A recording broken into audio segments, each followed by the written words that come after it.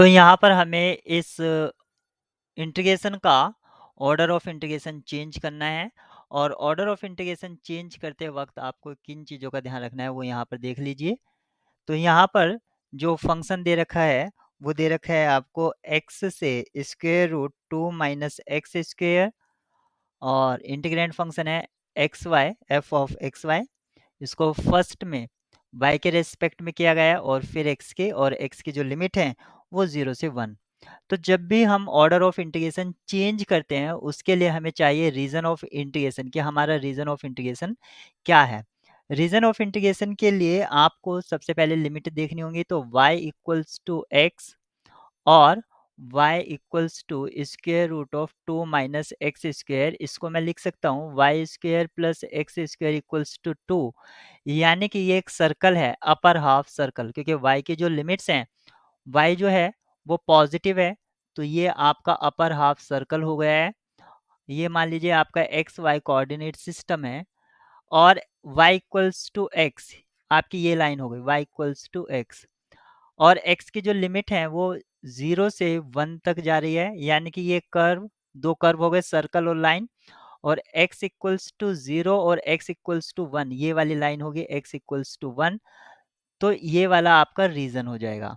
अब इस रीजन में आपको ऑर्डर ऑफ इंटीग्रेशन चेंज करना है और शुरुआत में आपको x के रेस्पेक्ट में करना है। तो इस रीजन को यहाँ से कट कर दीजिए। मैं इसको थोड़ा लार्ज उसमें बना देता हूँ, लार्ज व्यू में, ताकि आपको देखने में आसानी रहे। ये कुछ इस तरह से हमारा रीजन है और इसको हमने यहाँ पर कट कर दिया है। अभी इस रीजन का अगर हमें सबसे पहले इंटीग्रेशन निकालना है तो आप इस तरह से x एक्सिस के पैरेलल एक स्ट्रिप कट करेंगे, और x एक्सिस के पैरेलल जब आपने एक स्ट्रिप कट करी तो इसकी x की जो लिमिट है वो आपकी जाएगी 0 से लेकर इस लाइन तक जो y इक्वल्स टू एक्स था, यानी कि y तक, और जो y की लिमिट है वो जाएगी 0 से 1। इंटीग्रेंड फंक्शन आपका ऐसे ही रहेगा एफ ऑफ एक्स वाई, यहाँ पर हो जाएगा d x d y plus.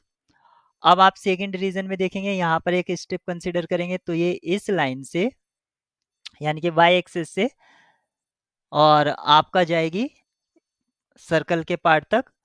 तो इसको मैं लिख सकता हूँ 0 से लेकर square root 2 minus y square, और जो y की लिमिट है वो रहेगी आपके 1 से लेकर 2 तक।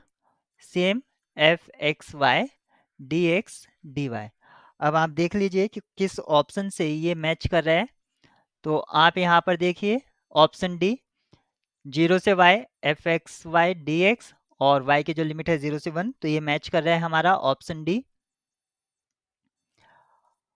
और यहाँ पर रूट 2 आएगा, यहाँ पर 2 नहीं आएगा, एक्चुअली रूट 2 आएगा, क्योंकि यहाँ पर कर्व की जो रेडियस है, कर्व का जो रेडियस है वो आपका रूट 2 है, तो यहाँ पर रूट 2 आएगा। यानी कि ऑप्शन डी ही करेक्ट रहेगा।